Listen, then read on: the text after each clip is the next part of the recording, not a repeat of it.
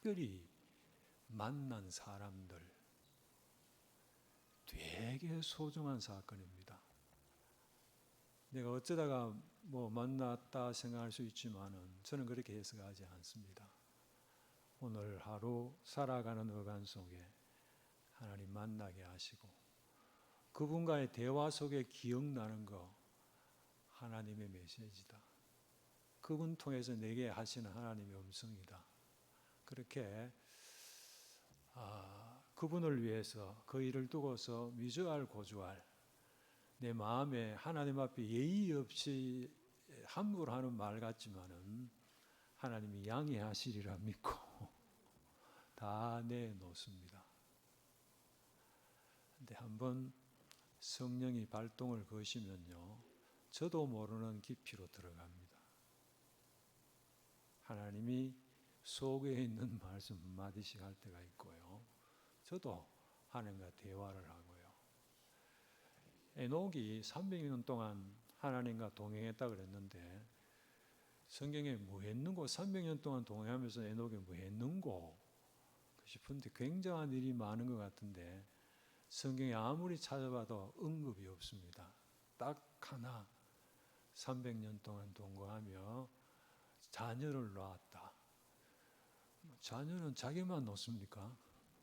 하나님과 동거했다라는, 300년 동안 동거했다는 얘기가 없는 사람들도 다 자식 놓고 사는데 그게 무슨 엄청난 것인 것처럼 딱 그거 하나에 하나. 여기에 뭐 있다. 그렇습니다. 연세 드신 분들은 특별히 하루 어제나 오늘이나 또 오늘이나 내일이나 그 다음 날이나 별반 다름없는, 그죠? 거기에 뭐가 있다. 하고 싶은 얘기가 있다. 그래서요, 연세 드신 분들의 기도는 연세 드신 분들은 생각하면 안 됩니다. 혼자 생각하면 안 됩니다. 꽃이 예쁘면 야 예쁘다 이러면 안 됩니다. 무엇이든지 쉬지 말고 기도해야 되잖아요. 쉬지 말고 어떻게 기도합니까? 방법이 있습니다. 꽃이 예쁩니다. 제가 사는 아파트에 지금 추운데도 어쩌다가 아침에 나가보면은 장미꽃이 다 떨어진 가운데 새로 피어나는 꽃이 피어나는 게 있더라고요. 굉장히 마음이 짠하고 또 예쁘고. 보통 보면은 야, 이 추위에 니 어떻게 견디려고 이렇게 지금 피어났느냐 뒤늦게 이런 생각을 하잖아요. 그렇게 하면 안 돼요. 그건 쉬지 말고 기도가 안 돼요. 반드시 혼자 생각하지 않는다. 여기에다가 하나님, 장미꽃 참 예쁘네요. 이렇게요. 하나님을 모셔오라는 말이에요. 그 현장에. 내가 누구를 만나서 이야기하는데 그 사람과 둘만의 대화라면 의미 없어요. 반드시 하나님과 더불어 나누는 겁니다. 하나님 참 예쁘네요. 기가 막히네요. 하나님. 그러다가 하나님께서 뭐라고 하시는 것 같거든요. 거기에 하나님이 하시는 말씀들이 기가 막힌 진리가 있습니다. 어떤 때는 퉁명스럽게 야야 내가 만든 내 실력이니까 기가 막히지 이런 식으로요. 하지만 어쨌든 지금 이 설교는 이 주기가 아닌데 그렇습니다. 그래서 그러다 보면요 벽에가 젖도록 울기도 하고요. 하나님 은혜에 젖어들고요. 이거는 그냥 어쨌든 여러분 만나서 무슨 얘기하다 갈는지 모르겠습니다만은 여러분과 함께 예배에 동참하게 되어져서 한마디라도 하나님 말씀으로 서로 교훈받는 그런 시간이 됐으면 좋겠습니다. 목회하면서 아마 목회자들이 생각을 할 겁니다만은 하나님의 교회는 어떤 사람이 꼭 필요한 사람일까? 목사는 말씀을 가르치고 설교를 하고 교인들을 하나님의 말씀의 양식을 먹이면서 교인들을 어떻게 해야 되는가? 어떻게 길러내야 되는가? 우리가 잘 아는 디모데후서에 보면은 교훈과 책망과 바르게 함과 의로 교육함이 되어 이는 하나님의 사람으로 온전케 하며 두 번째는 하나님의 일꾼으로 온전케 하며. 모든 성경 공부의 목적, 성경을 주신 목적도 우리를 사람의 온전함입니다. 일꾼으로서의 온전함은 두 번째고, 첫 번째가 하나님의 사람으로 온전케 하며. 그래서 기독교 신앙은 사람입니다. 사람. 하나님의 관심사는 나입니다. 나. 그렇습니다. 하나님의 교회에서 어떤 사람이 꼭 필요한 사람이고 가장 귀한 사람일까? 하나님은 사랑의 하나님이시니까. 사랑의 하나님. 성경도 사랑이 아니면 아무것도 아니다. 사랑이 아니면 아무 유익도 없다. 아무것도 아니다. 아무 유익도 없다. 그렇게 말씀하셨으니까. 또 성경은 결론을 지어 말씀하시는데 그 중에 제일은 사랑이니라. 사람의 문제입니다. 내 인격의 문제입니다. 오랜 세월 예수를 믿는데도 좀 못된 사람들이 있습니다. 그건 안 됩니다. 안 됩니다. 자꾸 예수 그리스도의 성품을 닮아가는 우리들이 되어야 됩니다. 그래서 교회 안에서는 제일 큰 문제가 사랑의 문제입니다. 그렇구나. 사랑할 줄 아는 사람, 섬길 줄 아는 사람. 하나님이 나를 섬겨주셨듯이 신앙의 싸움은 그쪽의 싸움이라는 걸 알아야 됩니다. 여러분, 사도행전에 나오는 초대교회 속으로 들어가서 그 초대교회의 편지 속에 나오는 그 이야기들 속으로 들어가 보면은 교회들마다 거기에 등장하는 이야기들이 뭐냐면은 착한 사람들의 이야기가 나옵니다. 거기 초대 사도행전에 나온 초대교회에 관한 일들을 보면요, 거기는 모두 착한 사람들의 이야기가 빠짐없이 나옵니다. 성령 하나님께서는 그런 착한 사람들로 통해서 역사하셨더라. 반드시 성령 하나님께서는 착한 사람들로 통해서 역사하셨다. 복음화 현장에도, 부흥의 현장에도, 은혜와 기적의 현장에도. 그래서 그 착한 사람이 심지어 그 주인공이 누군지 그 사람의 이름까지도 안 빠지고 나옵니다. 어느 교회에 어떤 사람이 있었는데 어떤 선하고 의로운 사람인지, 그 사람이 했는 행적은 무엇인지, 그래서 성령께서 그 사람을 통해서 어떤 일을 행하셨는지 주인공의 이름까지, 행적까지 성경이 밝혀놓고 있습니다. 선하고 사랑할 줄 아는 의로운 사람.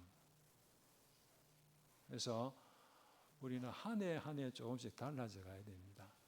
착한 사람, 선한 사람이 되어져야 됩니다. 예루살렘 교회는 온 백성의 칭송을 들었더라라고 얘기를 합니다. 그래서 제자의 수가 더욱 심히 많아지고, 초대교회 교회 역사들이 부흥하고 성장하는데 꼭 선한 사람들의 행적을 가지고 성령이 역사하셔서 그런 역사들이 일어날 수 있도록 하셨다. 그리고 이 예루살렘 교회에서 장립주사 선택을 위한 공동회가 열렸는데, 하나님, 이번 장립주사 뽑는데 어떤 사람을 택해야 되겠습니까? 물었더니 하나님께서 하시는 말씀이 칭찬받는 사람이다. 두 번째 조건도 없습니다. 딱 하나의 조건, 칭찬받는 사람 7을 택하라. 자격 조건이 칭찬받는 사람. 그렇게 얘기합니다. 욥바성에는 도로가라는 여성도가 살았는데 이 도로가도 선행과 구제하는 일이 심히 많더라. 그래서 많은 사람들이 주를 믿게 되더라. 욥바성이 복음화된 것도 도로가의 심히 많은 선행을 통해서 성령이 역사하셨더라. 그리고 가이사야에 살던 그 유명한 로마 백부장 고넬료도 이렇게 소개를 합니다. 하나님을 경외하며 백성을 많이 구제하니. 고넬료에 대해서 백성을 많이 구제하니, 이번에도 구제의 사람 고넬료를 통해서 가이사라가 복음화되더라. 성령의 역사 가운데서. 그 사실을 분명하게 성경이 일부러 들추어내고 있습니다. 안디옥 교회 설립자였던 바나바는 이렇게 소개합니다. 바나바는 착한 사람이요. 바나바는 착한 사람이요. 그렇게 얘기합니다. 이 착한 사람 바나바로 통해서 사울이 바울 사도가 되고 안디옥 교회가 설립이 되고 소아시아 선교가 시작이 되고 그리고 착한 사람 바나바 때문에 성령의 역사로 큰 무리가 죽게 더하여지더라. 어떤 사람요? 착한 사람으로 통해서 하나님이 그 일을 행하신다. 그러면 여러분 동흥교회의 부흥과 발전은 성령께서 누구를 통해서 하시겠습니까?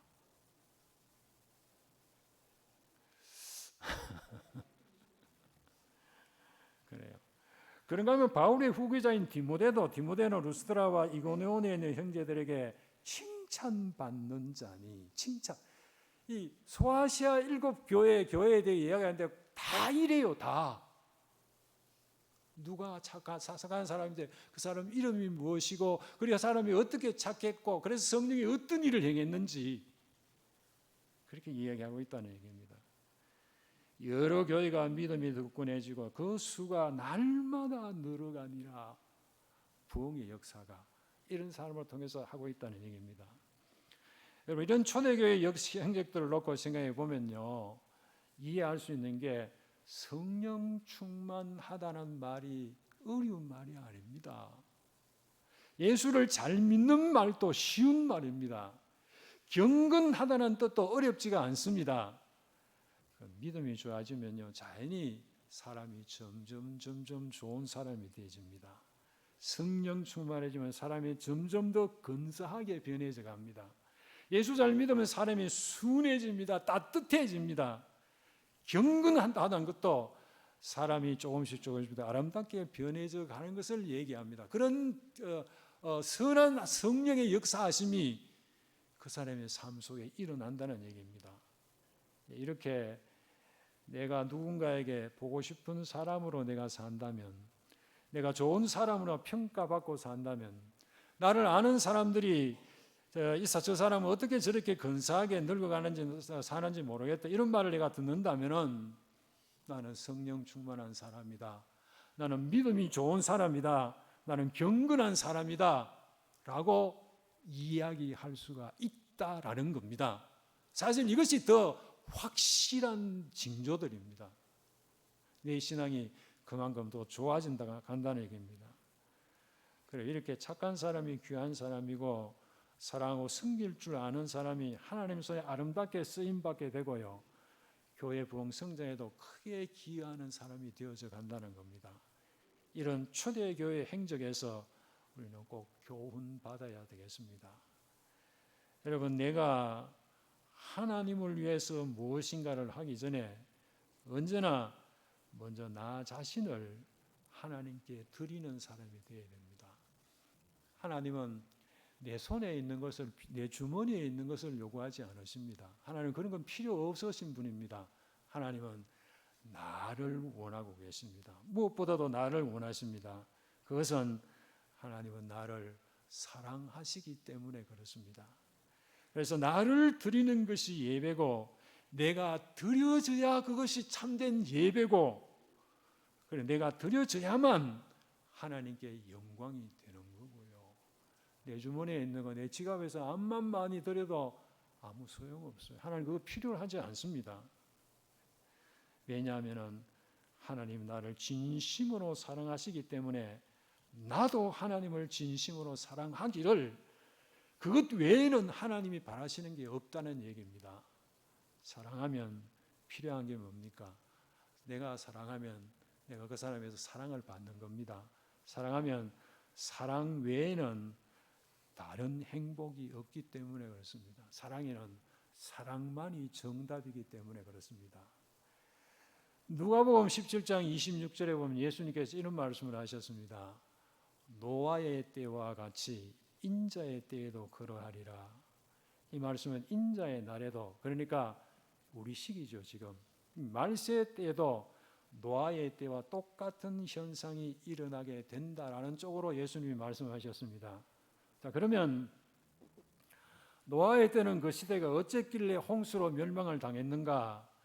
그러면 지금 우리 시대에도 그때 노아 때의 현상이 정말 일어나고 있다는 말인가?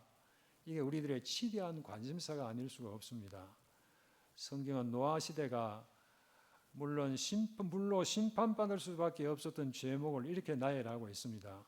노아가 방주에 들어가던 날까지 사람들이 먹고 마시고 장가들고 시집가더니 홍수가 나서 그들을 다 멸망시켰으며 그렇게 얘기하고요.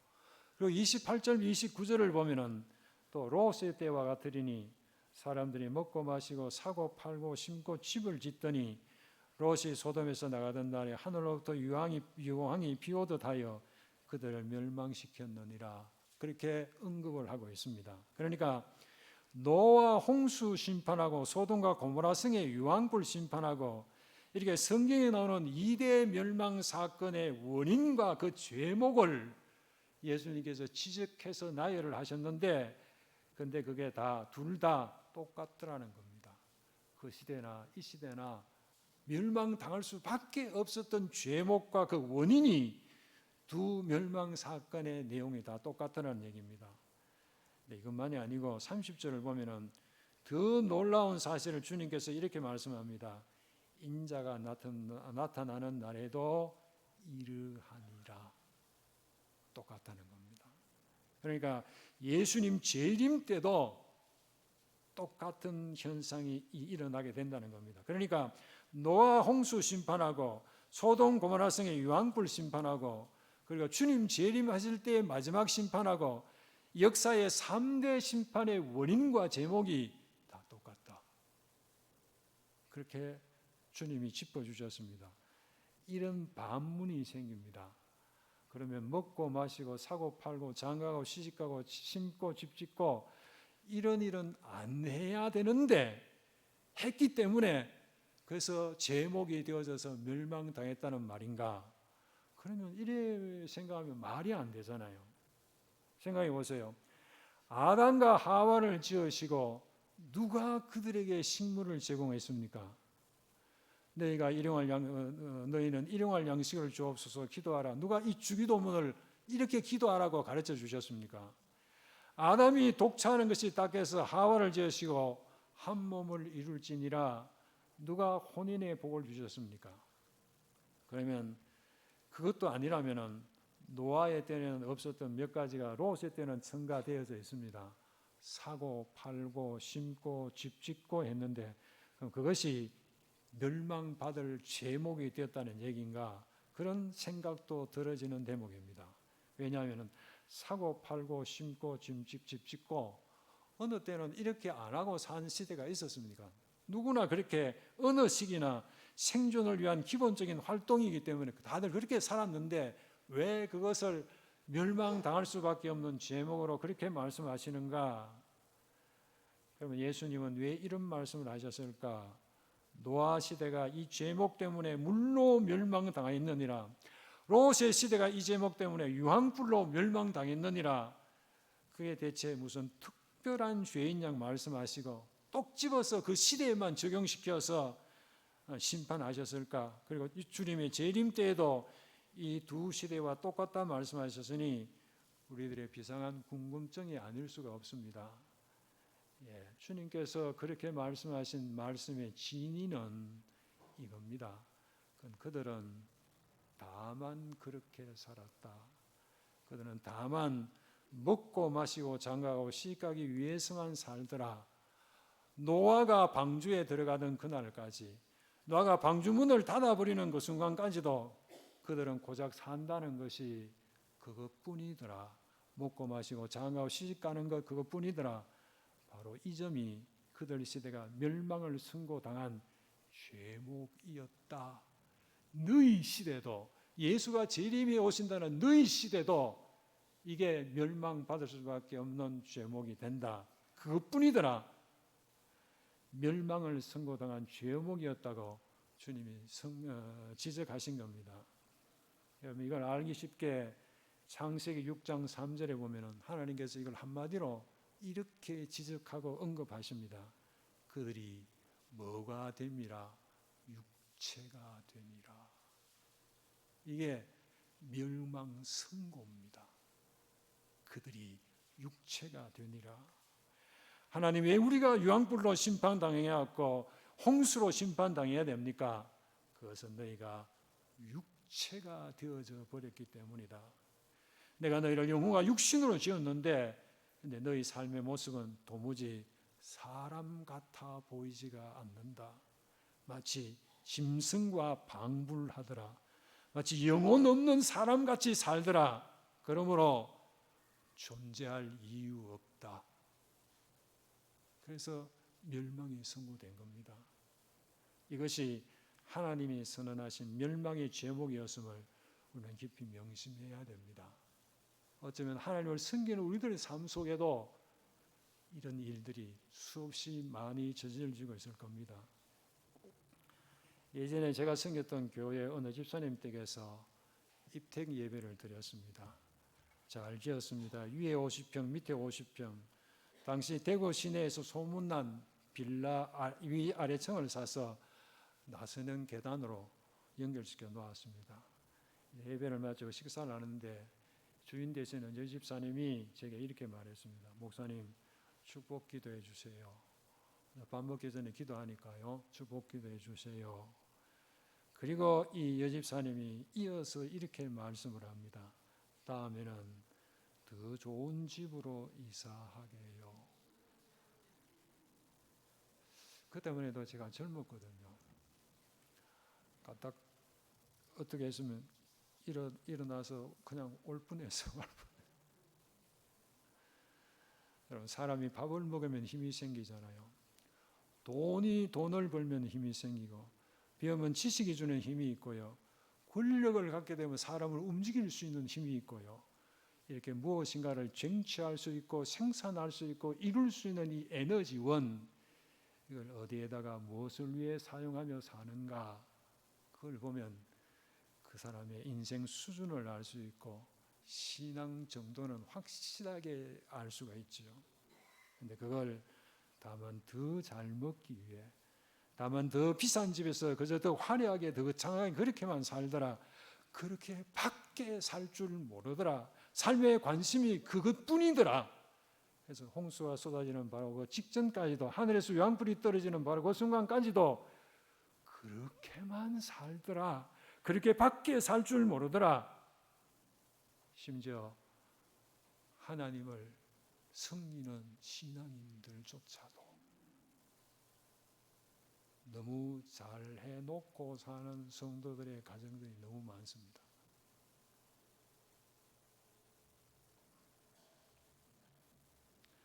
그래서 끝내 멸망당하고 말더라. 여러분, 무엇이 문제입니까? 그래요. 그들의 삶의 목적이 도무지 사람 같지가 않습니다. 사람다운 꿈이 없고 사는 것이 짐승과 방불하고요. 무슨 선하고 경건하고 거룩한 목적이 안 보이고요.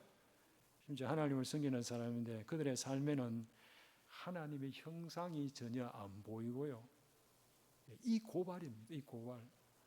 여러분, 혹시 이게 내 이야기, 내 사는 이야기, 우리 이야기는 아닌지, 하나님을 향한 경건한 꿈이 없이 사는 것은 하나님 내 삶으로 인정해 주지 않으십니다. 이것이 우리에게 주시는 하나님의 엄중한 교훈임을 알아야 됩니다. 하나님은 여러분을 죄지게로 세우고 뭔가 여러분에게서 덕보실 생각은 하나도 없습니다. 뭔가 여러분에게 덕보실 생각, 영광 받으시기 위해서 우리를 결코 무릎 꿇리지도 희생시키지도 않으십니다. 결코 우리를 일회용으로 써먹고 폐기하지도 않으십니다. 그래, 우리를 향한 하나님의 바람은 한 가지뿐입니다. 내가 더 행복해지는 거, 더 근사하게 사는 거, 내 신앙 인품이 더 고상해지는 거, 내 인생이 하나님 때문에 정말 아름다워지는 거, 사람답게 그렇게 살아가는 거, 나를 향한 하나님의 한 가지 진심이 이것이라는 사실을 아셔야 됩니다. 어떤 로마 황제가 전쟁에 승리하고 돌아왔습니다. 그때가 로마의 전성기였는데 황제는 수많은 군중의 우레와 같은 환호성을 받으며 큰 영광을 누립니다. 잠시 후 황제는 자리로 돌아앉으면서 번쩍이는 멸관을 벗어 척근의 신하에게 건네주면서 속삭이듯이 그 신하에게 이런 말을 했습니다. 이게 다냐? 그래, 이게 전부냐? 이게 다냐? 이게 전부냐? 이게 다예요. 아니, 뉴스 시간에 여러분 뭐 보십니까? 요즘 우리나라 무슨 일이 일어납니까? 그래요. 인생을 최고로 살았던 솔로몬도 이와 비슷한 말을 했잖아요. 무슨 말을 외쳤습니까? 최고로 인생 대표격으로 살았던 솔로몬의 입에서 무슨 말이 나왔습니까? 헛되고 헛되며 헛되고 헛되니. 이걸 능가할 수 있는 인생이 있을 수가 없어요. 누구도 솔로몬의 삶을 능가할 수 없어요. 솔로몬은 하나님께서 전무후무한 인생으로 큰맘 먹고 하나님께서 모델 케이스로 하나님께서 그렇게 만든 인생입니다. 솔로몬은 지혜의 왕이고 부귀영화의 왕이잖아요. 그러면 그랬던 솔로몬은 얼마만큼이나 대단한 삶을 살았다고 자기가 이실직고했습니까? 뭐라고 얘기했습니까? 나는 내 눈이 원하는 거 다 가져봤다. 이런 인생이 어디 있어요? 내 눈이 원하는 거 다 가져봤다. 나는 내 마음이 원하는 거 다 해봤다. 그런데도 헛되고 헛되며 헛되고 헛되더라 그렇게 얘기합니다. 솔로몬 왜 이런 말을 했을까요? 최고의 인생을 살았던 솔로몬이 자기 백성들에게 뭘 말하고 싶었을까요? 딱 한마디입니다. 나는 해봤다. 경험해봤다. 다 해봤다. 너희들은 나를 부러워하고 내 뒤를 따르려고 하고 있지 않느냐? 내가 원하는 것 내가 다 해봤다. 다 가져봤다. 내가 다 경험해봤다. 그런데 그게 다 별것 아니더라. 다 헛것이더라. 그것 때문에 인생이 더 고뇌하며 고통하며 살 수밖에 없더라. 너희들이 나를 바라보고 살고 나를 부러워하며 산다만 그 결과는 나와 마찬가지로 후회와 탄식뿐이다. 그러므로 너희는 접어라. 그 선에서 접어라. 그리고 돌아서라. 나처럼 후회하지 말고 여호와 경외 쪽으로 네 인생 접고 돌아서라. 그것만이 사람의 본분입니다. 하나님 쪽으로 다가가라. 내 쪽이 아니다. 접어라. 돌아서라. 여호와를 경외하는 쪽으로 가라. 그것만이 인생의 행복이다. 예수님께서 이런 비슷한 말씀을 하셨는데 마태복음 25장 21절에서 예수님께서 네 주인의 즐거움에 참여할지어다 그렇게 말씀합니다. 주인의 즐거움에 뭐하라고요? 참여해라. 네 주인의 즐거움과 너의 즐거움이 하나 되게 하고 네 주인의 즐거움에 너는 함께하라. 그래서 네 주인의 즐거움은 너의 즐거움으로 삼아라. 그런 말씀입니다. 세상을 창조하신 하나님, 지금 또 창조 계획을 이루어 가시는 하나님, 마침내 다 성취하실 하나님, 그러므로 너희 삶을 하나님의 거룩한 계획 속에 포함시켜라. 하나님의 뜻을 네 인생의 뜻으로 포함시켜라. 말할 수 없는 긍지와 보람과 높은 행복감으로 살아가라. 나는 네가 진정 행복하기를 원한다. 네가 행복한 것이 곧 나의 영광이니라. 하나님의 영광은요, 우리를 힘들게 만들어서 하나님께서 취해 가시는 것이 아니고 내가 진실된 진리로 행복해 할 때 하나님이 영광 받으시는 겁니다. 여러분, 1등이라는 말이 있고 인류라는 말도 있어요. 비슷한 말 같지만 많이 다른데요. 내가 남을 이기면 그럼 내가 1등이 되죠. 싸워서 내가 이기면 내가 1등이 됩니다. 내가 나를 이기면 그걸 인류라 그럽니다. 그래서 1등과 인류는 차이가 큽니다. 1등은 싸워서 내 1등이 되고요. 인류는 그게 아니고 내가 1등 할 수도 있는데 그러나 화합을 위하여 모두의 유익을 위해서 내가 슬쩍 2등으로 물러서주는 그런 걸 예컨대 그런 걸 인류다 그러죠.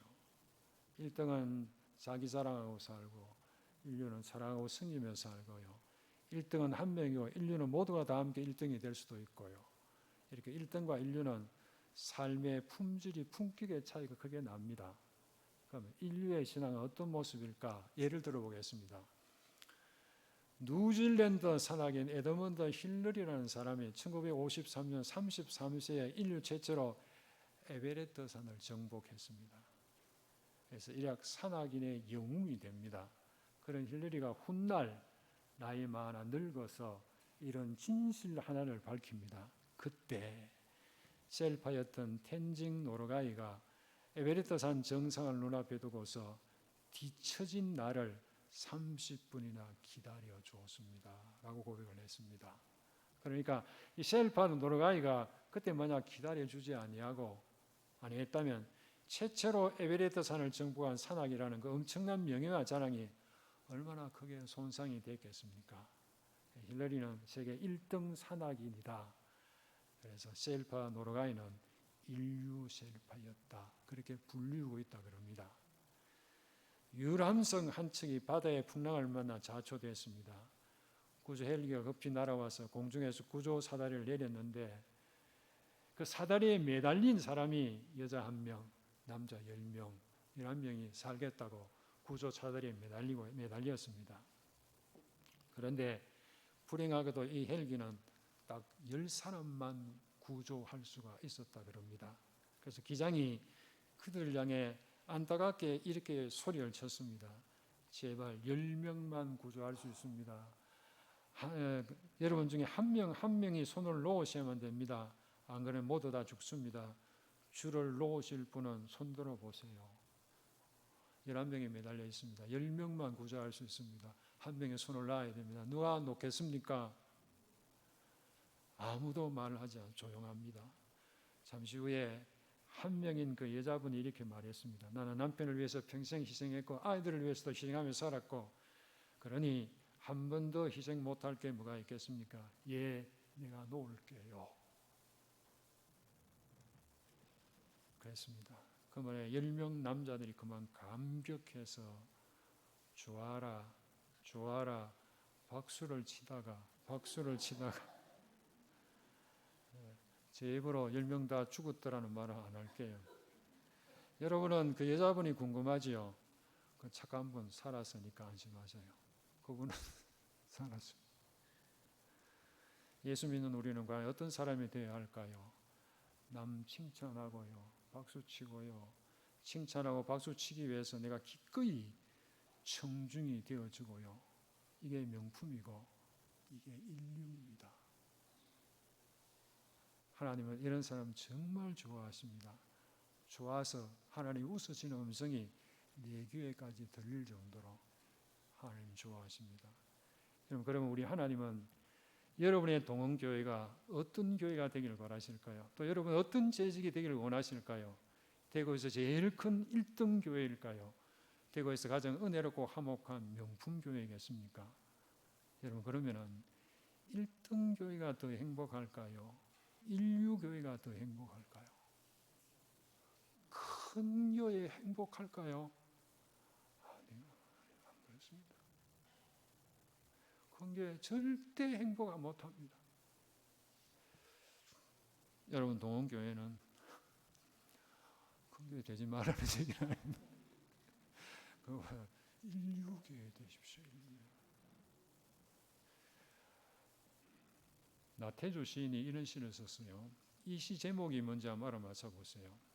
어제 거기, 내일 거기가 아니라 지금 여기, 지금 내 옆에 있는 너라는 시를, 짤막한 시를 썼습니다. 이 시 제목이 뭘까요? 행복. 이게 행복이랍니다. 어제 거기, 내일 거기가 아니라 지금 여기, 지금 내 옆에 있는 너라고 썼어요. 그래요. 여러분의 행복은 저기가 아니고요. 여기 이 자리, 이 동원교회 안에, 여기 안에 여러분의 행복이 있습니다. 교회 문 열고 밖에 나가면 없어요. 거기 없고 이 안에, 동원교회 안에 있어. 하나님이 여러분들이 이 땅에 있던 동안 하나님을 예배하며 섬기면서 살아라고 여러분들 모아가지고 이 교회가 세워졌는데 이 자리에 있어요. 여러분의 행복이 여기에 있어요. 여기 찾아야 돼. 반대 찾지 말고요. 여기 있어요. 저기가 아니고요. 이 동흥교회 안에 여러분의 행복이 있어요. 다른 데 행복 찾지 마시고요. 그래서 나태주 시인은 지금 내 옆에 있는 뭐라고요? 너.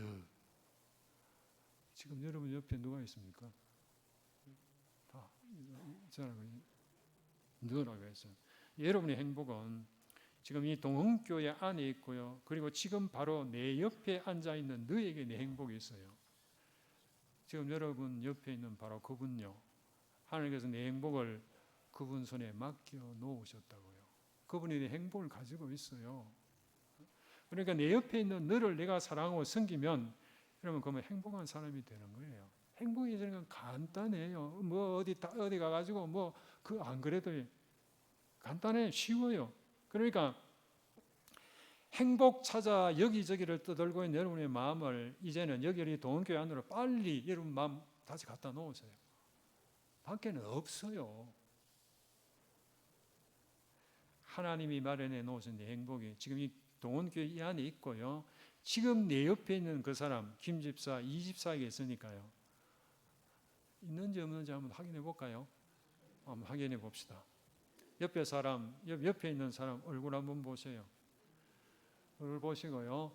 그리고 여러분 그 옆에 있는 사람 이마에 무슨 글이 적혀 있는지를 한번 보세요.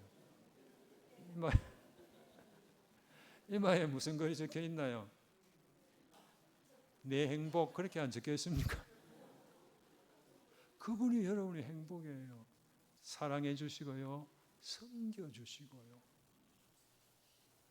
조금만 얼굴 빛이 달라도 그죠? 여러분 다가가서 그죠? 따뜻한 말 한마디 해주시고요.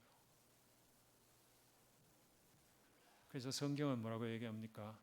서로 사랑하라. 왜요? 서로서로의 행복을 위해서요. 서로 사랑을 서로 행복해지는 방법이기 때문에 그래요. 하나님이 내 옆에 앉아주신 그 사람을 내가 사랑하면요. 하나님은 나를 행복한 사람을 만들어주시고요. 그러면 하나님 때문에 행복한 인류 명품 동흥교회가 되고요. 아멘입니까? 여기 아멘 해야 될 대목이 그래요. 부디 내 행복은 우리 동흥교회 이 안에 있다. 네 옆에서 나와 같이 예배드리는 너에게 내 행복이 있다.